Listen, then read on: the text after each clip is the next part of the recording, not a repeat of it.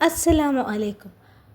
പുത്തനിലഞ്ഞിക്ക് പൂവിരിഞ്ഞേ, മുറ്റത്തെ മുല്ലക്കും പൂ നിറഞ്ഞേ, ഇന്നീ പെണ്ണിൻ കല്യാണമല്ലേ, മൊഞ്ചത്തെ മാണിക്ക കണ്ണാളെ, രംഗിൻ താമരപ്പൂന്തേനെ, താഴത്ത് നോക്കാതെ നിന്റെ പൂമിഴിപ്പൂട്ടാതെ, കണ്ണാടി കവിളിലെ മാതളപ്പൂ ചോദിക്കാൻ, മൈലാഞ്ചി തൊപ്പിലെന്ന മരൻ വന്നു തേനാളെ, മാണിക്ക കണ്ണാളെ, രംഗിൻ താമരപ്പൂന്തേനെ, താഴത്ത് നോക്കാതെ നിന്റെ പൂമൊഴി പൂട്ടാതെ.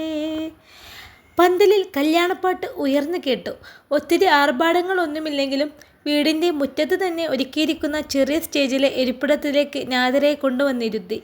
നൂറയും സഹോദരിമാരും അവർക്ക് ചുറ്റും നിറഞ്ഞു നിന്നു. വളർന്നു കല്യാണപ്പെണ്ണായി മുന്നിൽ നിന്നാലും എല്ലാവർക്കും കുഞ്ഞുകുട്ടിയാണവൾ. എല്ലാവരേക്കാളും മനോധൈര്യവും എല്ലാവർക്കും ആത്മവിശ്വാസം പകർന്നു കൊടുക്കാനും അവൾക്ക് സാധിക്കുമെങ്കിലും തൻ്റെ പ്രിയപ്പെട്ടവർക്ക് മുന്നിൽ അവൾ എന്നും ചെറുതാണ്. പച്ച നിറത്തിലുള്ള ചോളി ധരിച്ചവൾ ആ സ്റ്റേജിൽ ഒരു ചിരിയോടെ തിളങ്ങി നിന്നു. മൈലാഞ്ചി ഇടലും മധുരം കൊടുക്കലും നടക്കുകയാണ്. അതിനെ മാറ്റുകൂട്ടാൻ എന്നോണം പാട്ടുകൾ ഒഴുകി നടന്നു. ഊഴം കാത്ത് ഓരോരുത്തരായി വന്നു നാദിറക്ക് മധുരം നൽകി മൈലാഞ്ചി അണിയിച്ചു മടങ്ങി. കളിച്ചിരികൾ മാത്രം നിറഞ്ഞ നിമിഷങ്ങൾ. അവളുടെ അരികിൽ നിന്ന് നൂറയും ആ നിമിഷങ്ങളിൽ പങ്കാളിയായി. അല്ലെങ്കിൽ നാദിറ അവളെ പിടാതെ പിടിച്ചു വെച്ചു. നൂറ ഒന്നും തുറന്നു പറഞ്ഞില്ലെങ്കിലും നാദിർക്കറിയാം നൂറയുടെ മനസ്സ് എന്തൊക്കെയോ കാരണങ്ങൾ കൊണ്ട് കലങ്ങി മറിഞ്ഞിരിക്കുകയാണെന്ന്. നൂറയും മറ്റു ചിന്തകളെ ഒരു ഭാഗത്തേക്ക് എടുത്തു വെച്ചു. വിഷമങ്ങൾക്ക് മുകളിൽ അവൾ സ്വാർത്ഥിയായി. നാദിറയുടെ നല്ല നിമിഷങ്ങളാണ് തനിക്ക് വലുതെന്നവൾ വാദിച്ചു. കൈ നിറയെ മൈലാഞ്ചി അണിഞ്ഞിരിക്കുന്ന നാദിറക്കരികിൽ വന്ന് നൂറയും അവളുടെ കൈകളിൽ മൈലാഞ്ചി അണിയിച്ചു. മഞ്ചുള്ള പെണ്ണല്ലേ, ചെഞ്ചുണ്ടിൽ തേനല്ലേ, കരിവളകൾ കിലുങ്ങുമ്പോൾ മുഞ്ചുള്ള മൊഴിയല്ലേ, അഴകുള്ള രാവല്ലേ, ഒഴുകും നിലാവല്ലേ, അസർമുല്ലപ്പൂ പോലെ അരികത്തു നിന്നില്ലേ, കവിളിനിണയിൽ നാണത്തിൻ്റെ സുറുമയും എഴുതി, പൂമുഖത്ത് കസവൊളി തൂകും തട്ടമൊന്ന് മാറ്റുകയില്ലേ, മുഞ്ചുള്ള പെണ്ണല്ലേ, ചെഞ്ചുണ്ടിൽ തേനല്ലേ, കരിവളകൾ കിലുങ്ങുമ്പോൾ മുഞ്ചുന്ന മൊഴിയല്ലേ. നാദിറയുടെ മുഖം കൈകളിലെടുത്ത് നൂറ ഇമ്പമോടെ ചിരിച്ചുകൊണ്ട് പാടി. നാദിറയുടെ കണ്ണുകൾ നാണത്താൽ കൂമ്പിയടഞ്ഞു. കവിളിണകൾ ചുവന്നു. അതിരം മനോഹരമായി വിരിഞ്ഞു. നൂറയ്ക്ക് അവളെ സന്തോഷിപ്പിച്ചു മതി വരുന്നുണ്ടായിരുന്നില്ല. നൂറ വീണ്ടും പാട്ടുകൾ പാടി. നൂറ പാടിക്കൊടുക്കുന്ന വരികൾ ഇത്തമാരും കൂട്ടുകാരും നാദിറക്ക് ചുറ്റും കൈകൊട്ടിക്കൊണ്ട് ഏറ്റുപാടി. അവിടെ കൂടി ഇരിക്കുന്നവരെല്ലാം പതിയെ അതിലേക്ക് ചേർന്നു. സന്തോഷ നിമിഷങ്ങൾക്കാണ് ആ ഉമ്മയുടെ കണ്ണുകൾ നിറഞ്ഞു. സന്തോഷം കൊണ്ട് ചുണ്ടുകൾ വിതുമ്പി. നൂറ മതിമറന്ന് നാദിറയുടെ ദിവസം മനോഹരമാക്കിയായിരുന്നു. ഇതിനേക്കാൾ വലിയൊരു സമ്മാനം അവൾക്ക് നൽകാൻ തൻ്റെ പക്കൽ ഒന്നുമില്ലെന്ന് നൂറക്ക് തോന്നി. അതിലേറെ സന്തോഷമുള്ളൊരു ദിവസം ഇനി തൻ്റെ ജീവിതത്തിൽ ഉണ്ടാവില്ലെന്നും. പതിയെ പതിയെ വെളിച്ചം മങ്ങിത്തുടങ്ങി. ഭക്ഷണം കഴിച്ചു. എല്ലാവരും പിരിഞ്ഞുപോയി. ക്ഷീണത്തോടെ ഓരോരുത്തരും വീടിൻ്റെ ഓരോ മൂലയിലേക്ക് ചുരുണ്ടുകൂടി. കിടക്കാനായില്ലേ നൂറ? റിയാസാണ്. അവന് ഇന്നത്തെ രാത്രി ഉറക്കമില്ല. കലവറയിൽ പാചകക്കാരുണ്ട്. അവരുടെ ഓരോ ആവശ്യങ്ങൾക്ക് വേണ്ടി ഓടി നടക്കുന്നുണ്ട്. കൂട്ടത്തിൽ അളിയന്മാരുമുണ്ട്. നാദി മേല് കഴിക്കാൻ വേണ്ടി പോയതാ. അവൾ വന്നിട്ട് പോവാം. ഉമ്മയെ ഞാൻ കിടത്തിയതാ. അവൻ അകത്തേക്ക് നോക്കുന്നത് ഉമ്മയെയാണെന്നറിയാം. കല്യാണം നാളത്തോടെ തീരും. ഉമ്മ ഉറങ്ങാതെ അങ്ങോട്ടും ഇങ്ങോട്ടും നടന്നാലേ നാളെ കഴിഞ്ഞ് കിടപ്പിലാവും. ഉറങ്ങിയിട്ടൊന്നും ഉണ്ടാവില്ല. നൂറയും റിയാസും ഒരുപോലെ ചിരിച്ചു. അതെ. റിയാസ് അവളെ കണ്ണെടുക്കാതെ നോക്കി നിൽക്കുന്നത് കണ്ട് നൂറ സംശയത്തോടെ നെറ്റി തുളിച്ചു. അത് പിന്നെ നിനക്ക് വിഷമമൊന്നുമില്ലല്ലോ എന്ന് ഞാൻ ചോദിക്കുന്നില്ല. കഴിഞ്ഞ കുറേ ദിവസങ്ങളായി നീ അനുഭവിക്കുന്നത് എത്രത്തോളാണെന്ന് ഈ ആരോടും ഇവിടെ പറഞ്ഞിട്ടില്ല. മനസ്സൊരുങ്ങുമ്പോഴും എല്ലാവർക്കും മുന്നിൽ ചിരിച്ചേ നിന്നിട്ടുള്ളൂ. അതിനിടയിൽ ഈ കല്യാണത്തിന് വേണ്ടി നിൻ്റെ കയ്യിലുള്ളതെല്ലാം തന്നെ എനിക്ക് താങ്ങായിട്ടേ ഉള്ളൂ. ഈ സമയം വരെ നിൻ്റെ കൂടെ നിൽക്കാനോ ആശ്വാസവാക്ക് പറയാനോ എനിക്ക് സാധിച്ചില്ല. എനിക്കെന്നല്ല ആർക്കും. ഈ ഇക്കാനോട് നിനക്ക് വെറുപ്പ് തോന്നുന്നുണ്ടോ മോളെ? ഭാര്യയുടെ വാക്ക് കേട്ട് നടക്കുന്നൊരു പെൺകോന്തനാണെന്ന് തോന്നുന്നുണ്ടോ? പെങ്ങന്മാർക്കൊരു ജീവിതം ഉണ്ടാക്കി കൊടുക്കാൻ കഴിവില്ലാത്തവനാണെന്ന്. ഒരാളെ കെട്ടിച്ചു വിടാൻ പോലും കയ്യിൽ പണം ഇല്ലാത്ത അത്രയും തോറ്റുപോയവനാണെന്ന്. നിനക്ക് ഒരു ജീവിതം നൽകാൻ സാധിക്കാതെ പോയവനാണെന്ന്. ഇക്കാക്ക ഇക്കാക്ക എന്തൊക്കെയാ പറയുന്നത്? എനിക്ക് അങ്ങനെയൊന്നുമില്ല.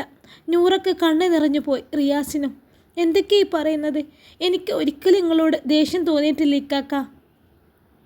ഈ പറഞ്ഞതുപോലെ ഒന്നും ചിന്തിച്ചിട്ടുമില്ല. ഈ വീട്ടിലെ ആൺതരിയാണെന്ന് കരുതി കടമകളെല്ലാം ഇക്കാക്കാക്ക് മേലെ ചൊരിഞ്ഞിട്ട് മാറി നിൽക്കാൻ ഞങ്ങൾക്ക് സാധിക്കില്ല. ഇത്താത്തമാർക്ക് ചെയ്തു തരാൻ പറ്റുന്നതിൽ പരിധിയുണ്ട്. അവർ അന്യ വീട്ടിൽ കഴിയുന്നവരാണ്. അതെല്ലാം കണ്ടറിഞ്ഞ് ഞാൻ സഹായിച്ചില്ലെങ്കിൽ എങ്ങനെയാ ശരിയാവുക?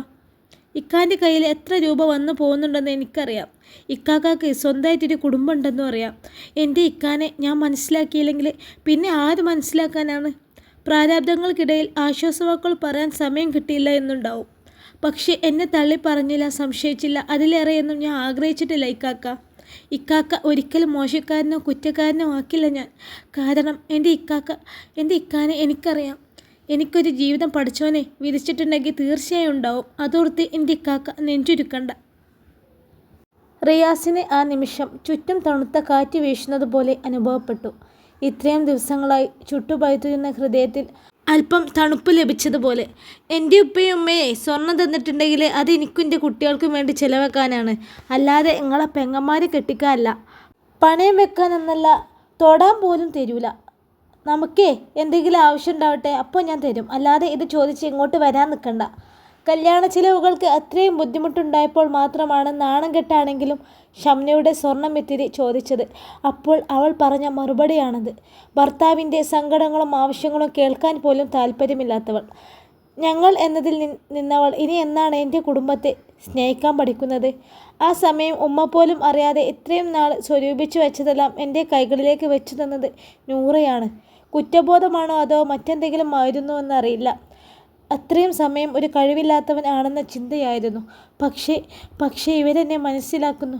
എൻ്റെ ഭാഗത്ത് നിന്ന് ചിന്തിച്ചു നോക്കി ഒരു ചെറിയ കുറ്റം പോലും എന്നിലേക്ക് ചാർത്തി തരാതെ കൂടെ നിൽക്കുന്നു. നമ്മളെ മനസ്സിലാക്കുന്ന ഒരാൾ ഉണ്ടായിരുന്നാൽ മതി. ജീവിതത്തിൽ സന്തോഷം ഉണ്ടാവും, സമാധാനവും. രക്തബന്ധത്തിന് വല്ലാത്തൊരു ശക്തിയുണ്ട്. ഹലോ, അല്ല ഇതെന്താ ഇവിടെ? നാളെ എൻ്റെ കല്യാണമാണ്. നൂറത്ത ഇവിടെ തന്നെ ഉണ്ടാവും. എന്നെ നോക്കിയല്ലേ കരയേണ്ടത്? നൂറയുടെ കൈകൾ കൂട്ടിപ്പിടിച്ച് അതിലേക്ക് തല ചേർത്ത് വെച്ച് കണ്ണുകൾ ചോരാതെ പിടിച്ചു നിൽക്കുന്നവനെ നോക്കി നാദിറ ചിരിയോടെ പറഞ്ഞു. മുഖം ഉയർത്തി തന്നെ നോക്കിയ റിയാസിൻ്റെ കണ്ണുകൾ ചുമന്നിരിക്കുന്നത് കാണെ നാദിറ വല്ലാതെയായി. അവൾ നൂറയെയും നോക്കിയപ്പോൾ അവിടെയും കണ്ണ് നിറഞ്ഞിരിക്കുന്നു. നാളെ മുതലേ ആ ചെക്കൻ്റെ അവസ്ഥ എന്താവെന്ന് ഓർത്തപ്പോൾ ഞങ്ങളെ കണ്ണ് നിറഞ്ഞതാ. ഓൻ്റെ ഒരു വിധി ഞങ്ങൾ ഓർത്തുപോയി. ചിരിയോടെ പറയുന്നവനെ നോക്കി കണ്ണുരുട്ടി നാദിറ. നൂറയ്ക്കും ഇത് കേട്ട് ചിരി പൊട്ടി. ഇക്കാക്ക, ഇല്ലടി പൊട്ടി, ഈ പോയി കിടക്കാൻ നോക്ക്, നേരത്തെ എണീക്കണ്ടേ? അവളുടെ തലയിലൊന്ന് തഴുകിക്കൊണ്ടവൻ അകത്തേക്ക് കൈ കാണിച്ചു. നൂറയും നാദിറയും കൈലിയുടെ അറ്റം പൊക്കി മുഖമമർത്തി തുടച്ച് കലവറക്കരികിലേക്ക് പോകുന്നവനെ കണ്ണെടുക്കാതെ നോക്കി നിന്നു. നമ്മളെ ഇക്കാക്ക പാവാണല്ലേ? നാദിറയുടെ ചോദ്യത്തിന് അവൾക്ക് മറുപടിയൊന്നും ഉണ്ടായിരുന്നില്ല. ഉമ്മാൻ്റെ റൂമിൽ വലിയ ഇത്താത്തയും കുട്ടികളും അവരുടെ വീട്ടുകാരും ഇടം പിടിച്ചിട്ടുണ്ട്. അവരുടെ ചെറിയ റൂമിൽ ഇത്താത്തയും കുടുംബവും, ഹാളിൽ മറ്റു കുടുംബക്കാരും. ഇനി കിടക്കാൻ ഇച്ചിരി സ്ഥലം ഷംനയുടെ റൂമിലാവും ഉണ്ടാവുക. മടിച്ചാണെങ്കിലും നാദിറെ അവിടെ എവിടെയെങ്കിലും ഒന്ന് കിടത്തില്ലെങ്കിൽ ശരിയാവില്ലെന്ന് ഓർത്ത് നൂറ വാതിൽ തുറക്കാൻ ശ്രമിച്ചു. അകത്തു നിന്നും ലോക്ക് ചെയ്തിരിക്കുന്നത് കാണെ നാദിറ അവളെയും വലിച്ചുകൊണ്ട് റൂമിൽ കയറി ഒരു പുതപ്പെടുത്ത് അടുക്കളയിലേക്ക് നടന്നു. ചെറിയ മേശ ഇട്ടതിനരികിൽ അവൾ ആ പുതപ്പ് വിരിച്ച് കിടക്കാൻ സ്ഥലമുണ്ടാക്കി. ഈ ഉമ്മാൻ്റെ റൂമിൽ കിടന്നോ? ഇത്താനെ ഞാൻ ഇങ്ങോട്ട് വിളിച്ചുകൊണ്ട് വരാം. ഈ ഇന്നിന് നിലത്ത് കിടക്കണ്ട, അത് ശരിയാവൂല നാദി. അതൊന്നും വേണ്ട ഇത്താ, നമുക്കിവിടെ കിടക്കാം. ഇന്നോടെയല്ലേ എൻ്റെ നൂറത്താൻ്റെ കൂടെ കിടക്കാനാവും. നൂറക്ക് മുഖം കൊടുക്കാതെ നാദിറ കയറി കിടന്നിരുന്നു. പിന്നെ ഒന്നും ഓർക്കാതെ നൂറയും അവളോട് ചേർന്ന് കിടന്നു. എന്നും ഒട്ടിക്കിടക്കുന്നവൾ ഇന്ന് തിരിഞ്ഞു കിടക്കുന്നത് കണ്ട് നൂറ അവളുടെ വയറിന് മുകളിലൂടെ കൈകൾ ചുറ്റിപ്പിടിച്ചുകൊണ്ട് ചേർന്ന് കിടന്നു. ചുറ്റിപ്പിടിച്ചവളുടെ ശരീരം വിറകൊള്ളുന്നത് അറിഞ്ഞു നൂറ അവളെ ബലമായി തന്നെ തിരിച്ചു കിടത്തി. നൂറക്ക് മുഖം കൊടുക്കാതെ തല താഴ്ത്തി വെച്ചവൾ കിടന്നതും നൂറ അവളുടെ പുറം തലോടി കൊടുത്തു. എന്തിനാ എൻ്റെ ഇത്താൻ്റെ കുട്ടി കരയണേ? നീ ഇഷ്ടപ്പെട്ട ജീവിതം അല്ലേ? നീ ഇഷ്ടപ്പെട്ട ആളുടെ കൂടെയല്ലേ ജീവിക്കാൻ പോകുന്നത്? പഠിച്ചവനെ നിൻ്റെ പ്രാർത്ഥന കേട്ടതല്ലേ? പഠിച്ചോൻ തന്ന അനുഗ്രഹത്തെ എൻ്റെ കുട്ടി സന്തോഷത്തോടെ സ്വീകരിക്കണം കേട്ടോ. ഇത്ത, എനിക്കറിയാം ഇത്താൻ്റെ കുട്ടിക്ക് ഏത് സാഹചര്യത്തിലും ജീവിക്കാനുള്ള കഴിവുണ്ടെന്ന്. നമ്മുടെ വീട്ടിലെ സാഹചര്യം ആവില്ല ഇവിടെ. എല്ലാം കണ്ടറിഞ്ഞ് എൻ്റെ കുട്ടി മനസ്സിലാക്കി നിൽക്കണം. അവരെ എല്ലാവരെയും സ്വന്തം പോലെ തന്നെ കാണണം. സാബിറും നെയ്യും എന്നുള്ള ചെറിയ ലോകമാവില്ല അവിടെ. അവരെല്ലാവരും അടങ്ങുന്ന വലിയ ലോകത്തെ മനസ്സിലേക്ക് ഉൾക്കൊള്ളാൻ ശ്രമിക്കണം കേട്ടോ. ഇഷ്ടമില്ലാത്തതിന് നീ ഇഷ്ടമില്ലെന്ന് തന്നെ പറയും എന്നറിയാം. എന്നാലും എല്ലാം സഹിച്ചു നിൽക്കണം എന്ന് ഞാൻ പറയില്ല. നമ്മൾ ആത്മാർത്ഥമായി സ്നേഹിച്ച ഒരിക്കലും അത് തിരിച്ചു കിട്ടാതെ ഇരിക്കില്ല. സാബിർ നിൻ്റെ കൂടെ നിൽക്കും, ആരില്ലെങ്കിലും. നിങ്ങൾ തമ്മിലുള്ള സ്നേഹം അത്രയും തീവ്രമാണെങ്കിൽ കളങ്കമില്ലാതെ സ്നേഹിക്കാൻ പഠിച്ചാൽ മാത്രം മതി. ഇത്ത, കണ്ണു നിറഞ്ഞ് നെഞ്ചു വിങ്ങി ആംഗലുകൾക്കിടയിൽ അവളൊന്ന് മൂളും. നൂറ അവളെ നെഞ്ചോട് ചേർത്ത് പിടിച്ച് പുറത്ത് തലോടിക്കൊണ്ടേയിരുന്നു, ഒരു ആശ്വാസത്തിനെന്ന പോലെ. സ്നേഹത്തിൻ്റെ മുന്നിൽ നമ്മൾ പലപ്പോഴും ഒതുങ്ങിപ്പോവും. അവർ മാത്രമാണ് ലോകമെന്ന് തോന്നും. ഭർത്താവിനെ ദൈവത്തെ പോലെ കാണും. അവരുടെ കീഴിൽ അടിമയെപ്പോലെ ജീവിക്കാൻ ആഗ്രഹിക്കും. അവർ കൊണ്ട് വരുന്നത് കഴിച്ചും കൊടുത്തും ജീവിച്ച് മതിയെന്ന് മരിച്ചാൽ ആഗ്രഹിക്കും. പക്ഷെ ഒന്നുണ്ടല്ലോ മോളെ, സ്നേഹം പൊങ്ങി തിന്നാലേ വിശപ്പ് മാറില്ലെന്ന് സിനിമയിൽ തമാശ പറയുന്നില്ലേ, അത് സത്യമാണ്. പരസ്പരമുള്ള സ്നേഹത്തിനപ്പുറം അടിമത്തത്തിനുമപ്പുറം ജീവിതം മുന്നോട്ട് പോകുമ്പോൾ എനിക്കും ഒരു ജോലി ഉണ്ടായിരുന്നെങ്കിൽ എന്ന് ആഗ്രഹിക്കുന്ന ഒരു ഘട്ടം വരും. അവനെ താങ്ങാവാൻ എനിക്ക് സാധിച്ചിരുന്നെങ്കിൽ എന്ന് ആഗ്രഹിച്ചു പോവും. അതുകൊണ്ട് എൻ്റെ മോൾ ഇനിയും പഠിക്കാൻ പോകണം കേട്ടോ. എന്തെങ്കിലും ഒരു ചെറിയ ജോലി നേടിയെടുക്കണം. എങ്ങനെയെന്നൊന്നും ആലോചിക്കണ്ട, ഞാനുണ്ട്. എന്നെക്കൊണ്ട് കഴിയുന്ന പോലെ ഞാൻ പഠിപ്പിക്കും. ആരെ മുന്നിലും തോറ്റു നിൽക്കരുത് എൻ്റെ മോള്, കേട്ടോ. നമ്മുടെ വീട്ടിലെ അവസ്ഥ ആലോചിച്ച് എന്തും സഹിച്ച് നീ അവിടെ നിൽക്കേണ്ട അവസ്ഥ വരരുത് കേട്ടോ. ഞാൻ ഉണ്ടാവും, എല്ലാവരും ഉണ്ടാവും. കേൾക്കുന്നുണ്ടോ നീയേ? ഞാൻ കേൾക്കുന്നുണ്ട്. ഒന്ന് ചിരിച്ചേ പെണ്ണെ. ഇങ്ങനെ കരഞ്ഞു കിടക്കുകയാണെങ്കിൽ ഞാൻ ഇപ്പോൾ എണീറ്റ് പോകട്ടോ. നൂറത്താക്ക് സങ്കടമുണ്ടോ ഇത്താക്ക് മുന്നേ എൻ്റെ കല്യാണം നടക്കുന്നത്? എനിക്കെന്ത് സങ്കടം മോളെ? എൻ്റെ കൊച്ചിൻ്റെ കല്യാണം എനിക്ക് സന്തോഷമല്ലേ നൽകൂ. പിന്നെ എൻ്റെ കല്യാണമാണ് ഉദ്ദേശിച്ചതെങ്കിൽ എനിക്കുണ്ടാവും ആരെങ്കിലൊക്കെ ഈ ലോകത്ത് എന്നെ സ്നേഹിക്കാൻ കഴിയുന്ന ഒരാൾ. ഇനിയിപ്പോൾ ഇല്ലെങ്കിൽ ഈ ഇത്ത ഒറ്റയ്ക്ക് ജീവിക്കും. അതിനുള്ള മനസ്സൊക്കെ ഞാനിപ്പോൾ ഉണ്ടാക്കിയെടുത്തു. ഇത്ത, നാദിറ വീണ്ടും അവളെ ചുറ്റിപ്പിടിച്ച് കരഞ്ഞുകൊണ്ടിരുന്നു. ഇടി പെണ്ണെ, കരഞ്ഞോ ഉറക്കം കളഞ്ഞോ മുഖം വീർത്ത് കെട്ടിയിരുന്നാലേ നാളെ മേക്കപ്പ് ഇട്ടാലും ഭംഗിയുണ്ടാവില്ല കേട്ടാ. സാബിർ നിന്നെ നോക്കുപോലും ചെയ്യൂല. സാബിറിൻ്റെ പേര് പറഞ്ഞപ്പോൾ അവളുടെ ചുടികളിൽ നാണം വിരിഞ്ഞു. നൂറ അത് കൃത്യമായി കാണുകയും ചെയ്തു. നൂറ വീണ്ടും അവളെ കളിയാക്കി പാടിക്കൊണ്ടേയിരുന്നു. നാദിറയുടെ കണ്ണുകളിൽ സാബിറിൻ്റെ മുഖം മാത്രം തെളിഞ്ഞു നിന്നു. നാണത്താൽ കുളിർന്നൊരു ചിരിയോടെ അവൾ നാളത്തെ പുലരിക്കായി കണ്ണുകൾ അടച്ചു. അവളെ ചുറ്റിപ്പിടിച്ചുകൊണ്ട് നൂറയും.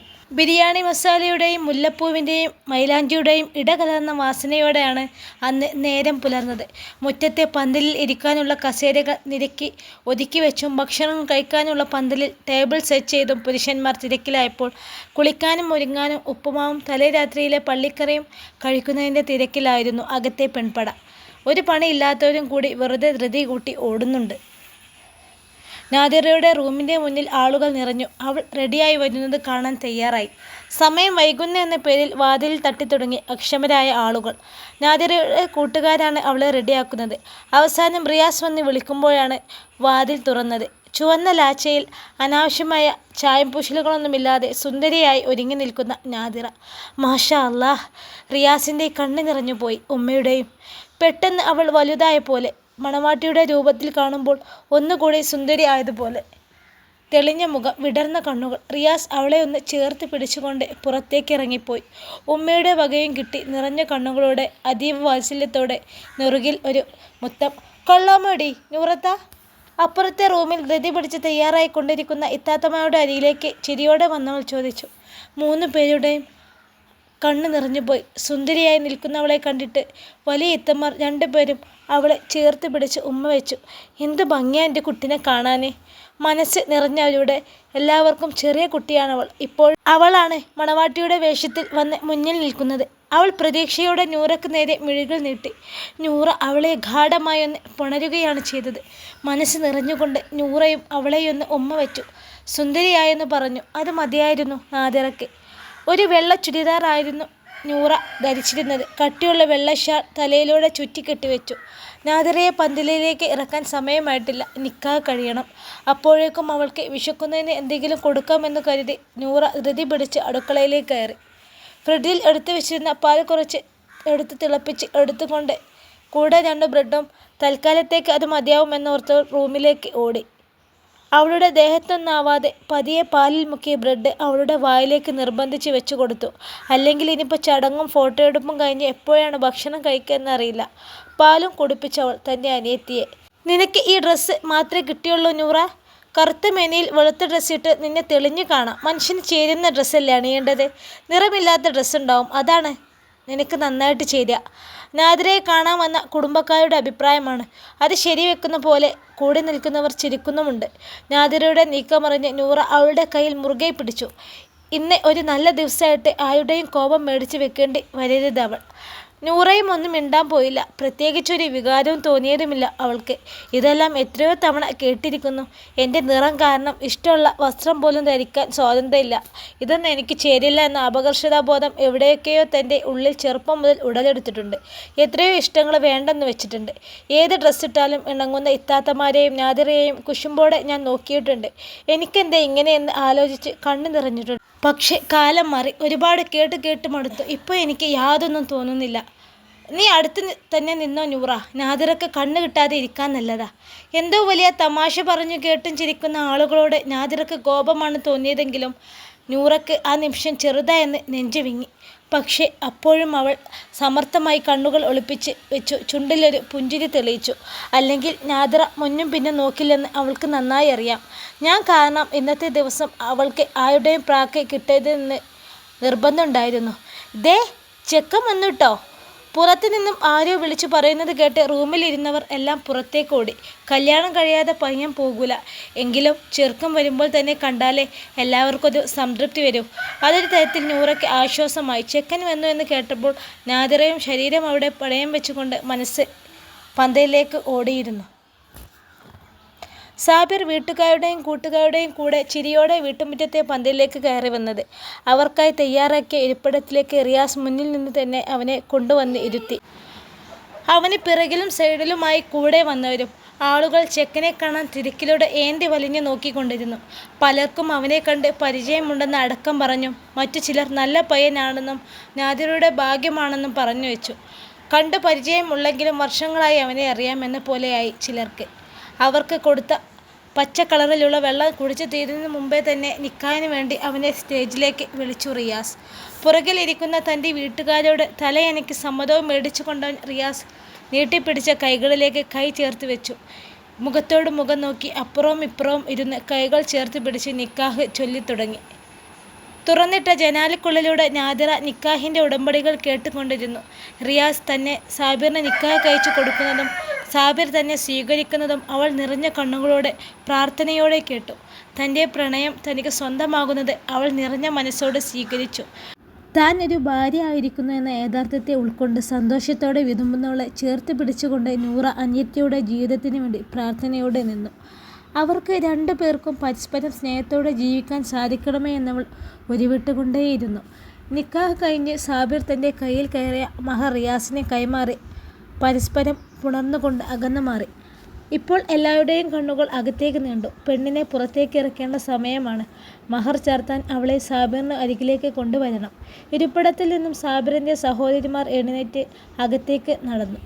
നൂറയുടെ കൈ പിടിച്ചുകൊണ്ട് പുറത്തേക്ക് ഇറങ്ങിയവൾക്ക് ആകെ കൂടി ഒരു പരിഭ്രാന്തി ആയിരുന്നു. കൈകാലുകൾക്ക് തളർച്ച ബാധിച്ച പോലെ, ഉടലാകെ ചുട്ടുപൊള്ളുന്ന പോലെ. വിയർപ്പ് പൊഴിഞ്ഞ മുഖം ഒന്ന് തുടക്കാൻ പോലും സാധിക്കാതെ അവൾ പുറത്തേക്കിറങ്ങി. കൂട്ടിപ്പിടിച്ച കൈകൾ നനഞ്ഞു തുടങ്ങിയതറിഞ്ഞ നൂറ നാദിറയുടെ ചുമലിൽ തട്ടി ആശ്വസിപ്പിച്ചു. ഉമ്മറവാതിലിനപ്പുറം നൂറയുടെ കൈകൾക്ക് അവൾക്ക് ആശ്വാസം പകരാനായില്ല. തനിക്ക് അരികിൽ നിന്നും നിഷ്പ്രയാസം നാദിറയുടെ കൈകൾ പിടിച്ചുകൊണ്ട് സാബിറിൻ്റെ സഹോദരിമാർ സ്റ്റേജിലേക്ക് നടന്നു. നൂറ അവർക്ക് പിറകെ പോകാതെ റൂമിലേക്ക് വലിഞ്ഞു. അവിടെ നിന്നാൽ അവൾക്ക് അവ്യക്തമായി കാണാം നാദിറ സാബിറിൻ്റെ കൈപിടിച്ച് സ്റ്റേജിലേക്ക് കയറുന്നത്, അവളെ മഹർ ചാർത്തി സ്വന്തമാക്കുന്നത്, അവർ സന്തോഷത്തോടെ പരസ്പരം മുഖത്തോട് മുഖം നോക്കുന്നത്. അങ്ങനെ തൻ്റെ അനിയത്തിയുടെ ജീവിതം അവൾ ആഗ്രഹിച്ചവൻ്റെ കൂടെ സന്തോഷത്തോടെ തുടക്കം കുറിക്കുന്നത്. അകലെ നിന്ന് കണ്ടാൽ മാത്രം മതി തനിക്ക്. അകലെ നിന്ന് മാത്രം അറിഞ്ഞുകൊണ്ട് അരികെ ചെന്ന് അവരെ ജീവിതത്തിലേക്ക് ഒരെത്തിനോട്ടം അവൾ ആഗ്രഹിക്കുന്നില്ല. സാബിറിൻ്റെ ഉമ്മയുടെ മുന്നറിയിപ്പിനെ പേടിച്ചില്ല. ഷംനയുടെ ഭീഷണി ഭയന്നല്ല. എൻ്റെ ആഗ്രഹമാണ്. ഒരിക്കൽ സാബിർ തന്നെ ആഗ്രഹിച്ചതാണ്. ഞാൻ കാരണം അവൻ്റെ മനസ്സിൽ കുഴിച്ചു മൂടിയ ആ ആഗ്രഹത്തെ പുറത്തേക്ക് എടുക്കാൻ പാടില്ല. തൻ്റെ അനിയത്തിയുടെ ജീവിതം സങ്കടക്കടലിലാവരുത്. സ്നേഹത്തിന് വേണ്ടി അവൾ അപേക്ഷിക്കരുത്. ഞാൻ കാരണം അവളെ കണ്ണു നിറയാൻ പാടില്ല ഒരിക്കലും. അതെൻ്റെ സ്വാർത്ഥയാണ്. അകന്നിരിക്കണം അവളുടെ ജീവിതത്തിൽ നിന്നും, എൻ്റെ കണ്ണ് പതിയാത്ത അത്രയും ദൂരത്തിൽ. ഇൻഷാ അല്ലാഹ്. ഈ കഥയുടെ ബാക്കി ഭാഗവുമായി നാളെ കാണാം. അസ്സലാമു അലൈക്കും. എല്ലാവരും കമൻറ്റ് ചെയ്യണേ.